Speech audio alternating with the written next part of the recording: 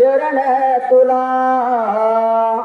झुकले मस्तक शरण तुला भाव मी ठेविला तव चरणाला झुकले मस्तक शरण तुला झुकले मस्तक शरण तुला भासिलिंग देवाचा लक्ष्मी देवीचा भंडारा शोभतो कपाळाला साप मार निंबाड्या गजा ढोलाला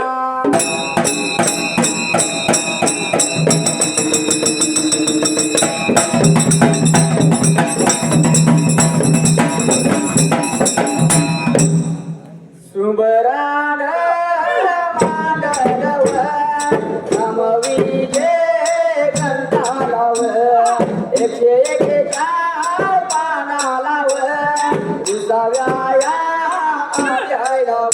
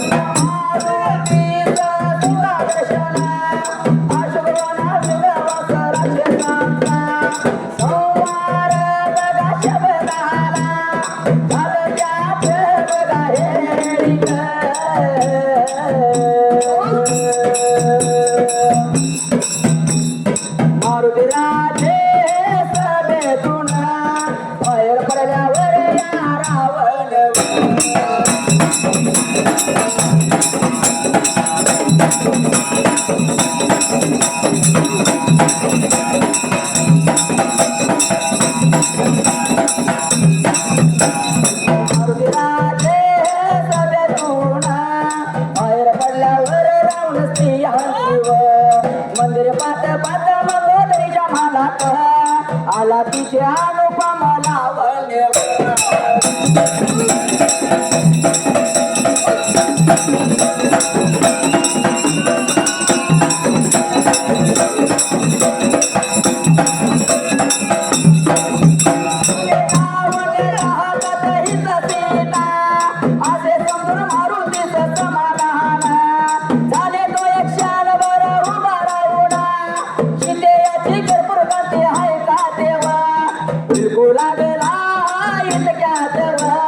रावण शब्दाला गेलं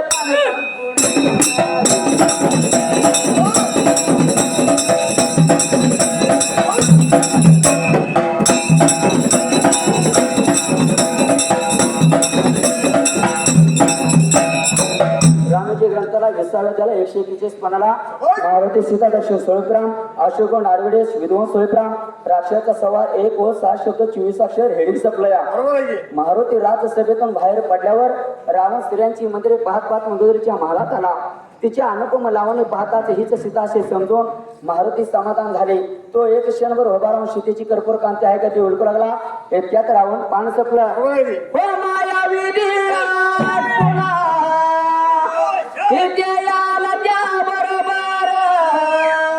उठून मंगोदरने रावणाचे स्वागत केले त्याचे पाय धुवून त्याच म्हणजे कावर निले याची गोष्टीचा मारुतीला संताप आला थोड्या वेळात रावण मंगोदरी व पलंगाव निधरीस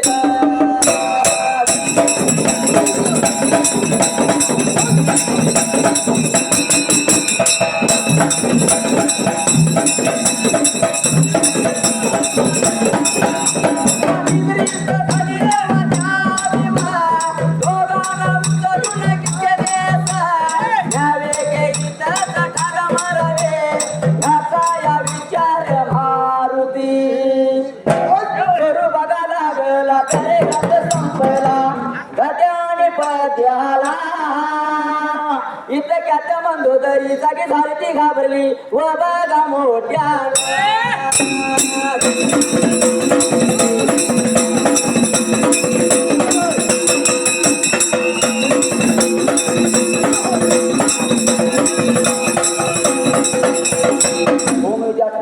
त्याबरोबर उठून मंदोदरीने रावणाचे स्वागत केले.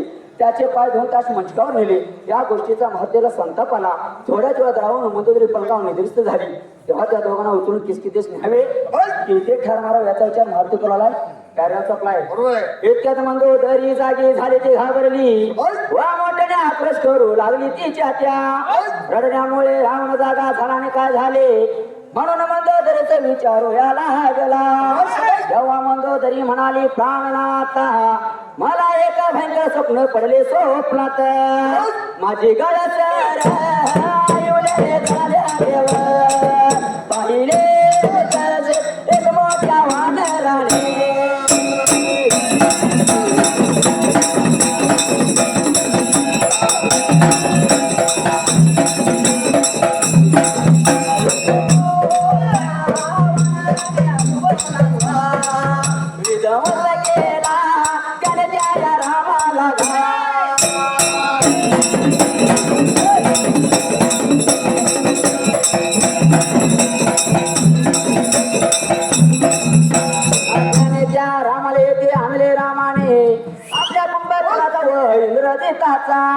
वध करून लंकेचे राजे विभीषणास दिले.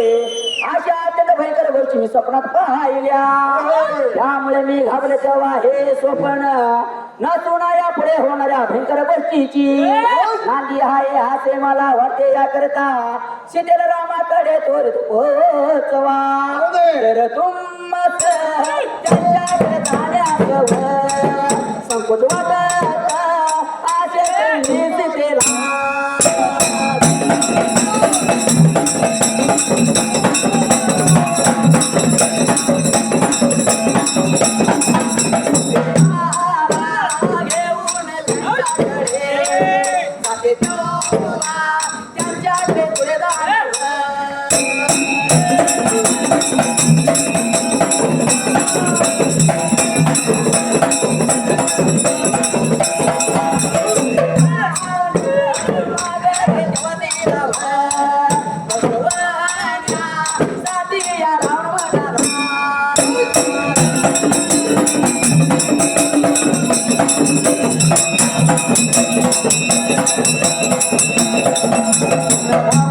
म्हणाला म्हणतो तू आती भिवू नको चिंता सोड मी उद्याव गेलं पान संपूर्ण शिकयाला रामात घेऊन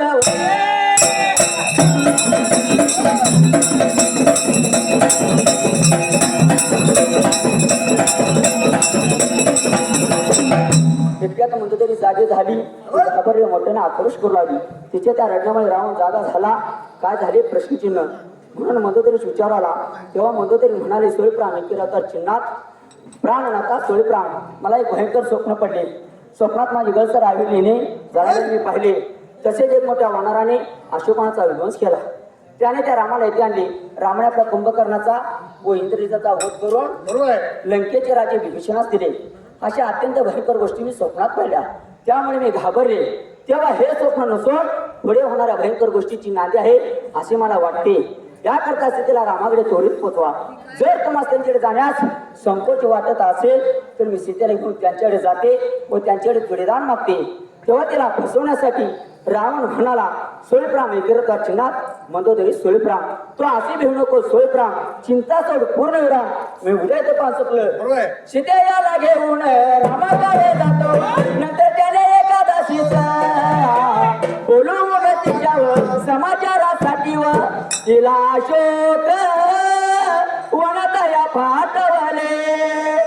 मंदोदरीचे भाषण ऐकताच मारुतीच्या मनातला कल्पना गेला. तिच्या विषय पुढे भावना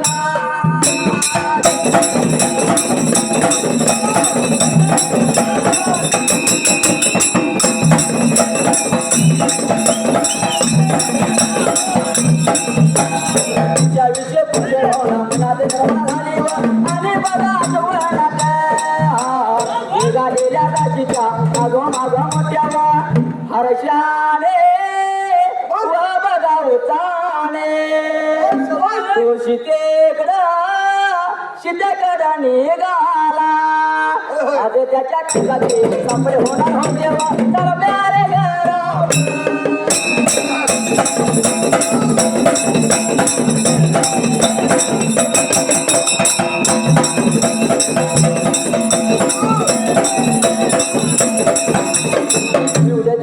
सीतेला रामाकडे घेऊन जातो. नंतर त्याने का दासीस बोलवून सीतेच्या समाचारासाठी त्याला अशोकनाथ पाठवले.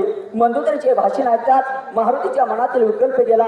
तिच्याविषयी पूज्य भावना मनात निर्माण झाली आणि अशोकनाथ निघालेल्या राशीच्या मागोमाग मोठ्या हर्षाने उत्साहाने तो सीतेकडे निघाला. आज त्याच्या कष्टाचे साफल्य होते कार्याचा प्लाय अशोक या वनातील रावणाची बुद्धी पाहून परत गेली सीतेला पाहत.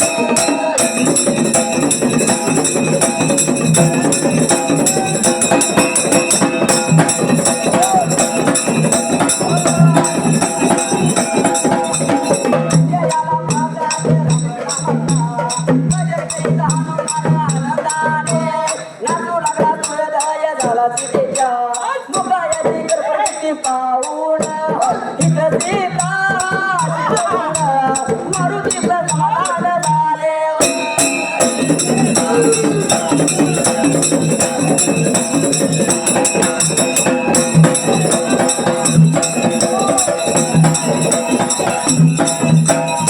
अशोकवनातील एका वृक्षाखाली सीता ध्यानस्थ बसली होती. रावणाची दुती सीतेस पाहून परत गेली. सीतेला पाहताच राम नामाचा गजर करीत हनुमान आनंदाने नाचू लागला. सूर्योदय झाला. सीतेच्या मुखाची कर्पूर दीप्ती पाहून हीच सीता अशी मारुतीची कातरी झाली बघा कस्तुरी. वेगाच्या सीताच्या सीतेच्या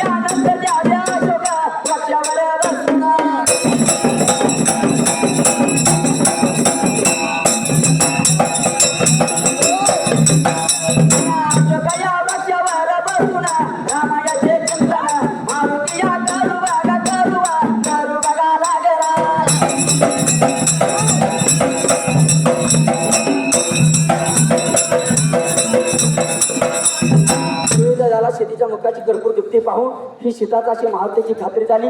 कस्तुरीपेक्षा श्रेष्ठ अशा सीतेच्या अंगाच्या सुवासाने तेवण दरवळत होते. तिच्याजवळ त्रिजटा बसली होती. पुण्यशील पतिवतीच्या सहवासांची स्वभाव बदलून सत्वस्थ बनली होती आणि सीतेचे संरक्षण करत होती. तेव्हा मारुतीने गुप्त रूपाने सीतेच्या जवळ जाऊन तिच्या चरणांना वंदन केले आणि मुद्रिका तिच्या फड्यात ठेवली. नंतर त्या अशोक वृक्षावर बसून रामाचे चिंतन मारुती करायला प्यारे जपला. इकडे आया असले आले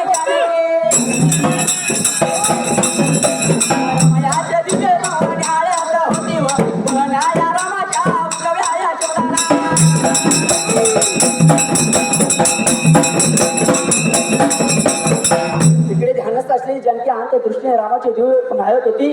पण रामाच्या उजव्या तपान चपलं करंगळीचा मुद्री का दृश्य पाहू लागली पुढ्या तिथे समुद्रात उतरली रामाचे अवतरले.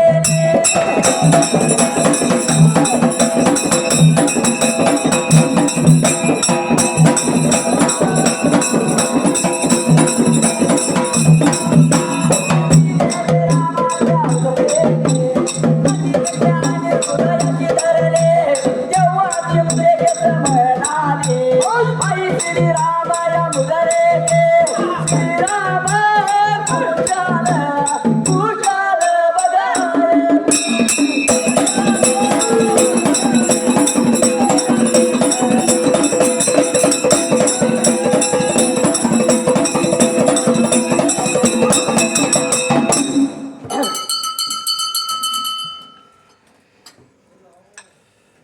मामा आता 5 मिनिटाचं छंदी आहे. छंदी काय होय होय. जगाच्या पाठीवर गेलं तर ज्या ब्रदेवाचा जन्म सोळा माता सुरावती हा. आणि बाप भरमदेव बरोबर आहे. पृथ्वीवर जन्म घेत असताना हा. पशु पक्ष्यापासून गुराढोरापासून दरवाजे कथेसाठी गिरदेव लक्ष्मी होळकर मंडळ तारका आणि या वनस्पती लवकरात लवकर ते जवळ आधार आहे आहे की? म्हणून आईसारखं दैवत जगात महान कोणच नाही. कारण हा परवाची गोष्ट आहे बरोबर आहे की? एका समुद्रामधला असणारी नाव किंवा असणारी उडी चालली होती. आणि ते झाज हा पलटी झालं पलटी झालं पाण्यामध्ये. पाण्यामध्ये हा पण स्वतःचा जीव नसता आईनं वाचवला नाही तर असणार एक 7-8-10 वर्षाचं पोरग आपल्या आईनं मिठीत धरलं होतं. स्वतःची मिट्टी सोडावी तर बाळ मरत या आणि बाळ जर मेला ना आपण जर जगलं तर या जगण्याला अर्थ काय कधीच नाही. स्वामी दिली जगाचा आई विना भिकारी आवाज आज एक पोरग आईच्या बरोबर गेलं पण 2 पोर जर असेल तर एका पोर नाही कुणाला म्हणायचं. म्हणून आईसारखं जगात कोण महान आईसारखं दैवतच नाही. म्हणून काय सांगायचं आहे विसरण्याच्या टप्प्यावर धन्य तू गमाते आणि सर्व संपून आई राहते तुझे नाते काय म्हटलंय? आई तुझे नाते चुकलं तुझं बाई हा. रडत धाई धाई ग काय? आई रडत धाई धाई ग हे ना माझ्या आई ग हे ना माझ्या आई ग हे ना माझ्या आई ग तू हे ना माझ्या आई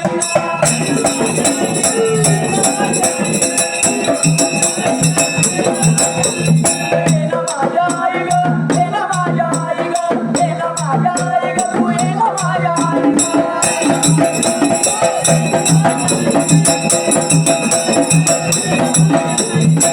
जहाल झालं माझं सांगू मी कुणाला सवली निघून गेली बरं मी कुणाला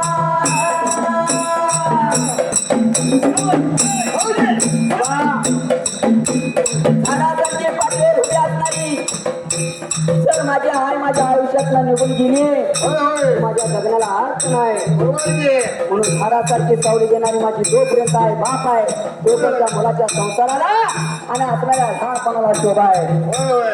म्हणून ते बाळका म्हणतोय हा. वाकराला सोडून कुठे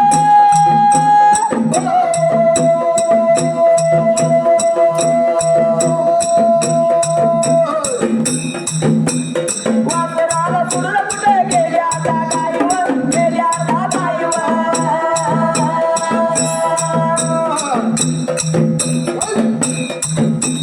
ये ना माझ्या आई ग ये ना माझ्या आई ग ये ना माझ्या आई ग तू ये ना माझ्या आई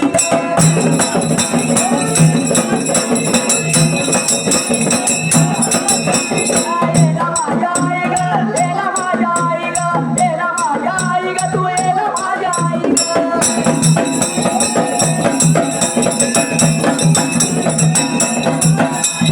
नामाचा डोळा उघडी मी वाढवला हाताचा पाळायला गेला नेतराचा दिवा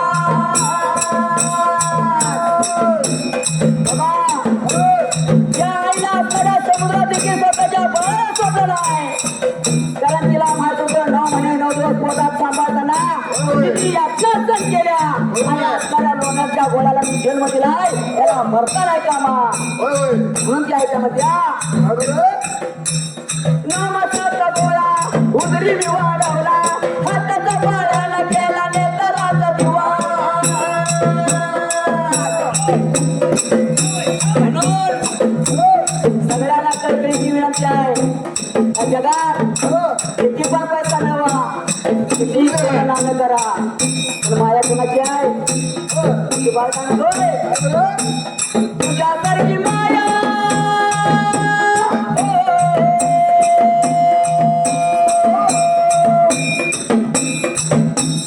तुझ्यासारखी माया या जगामध्ये नाही ग विश्वामध्ये नाही ग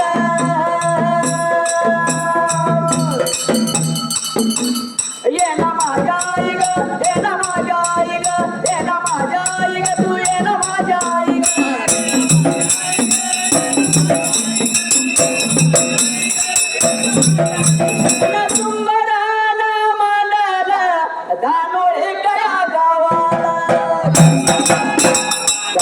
लक्ष्मीसाठी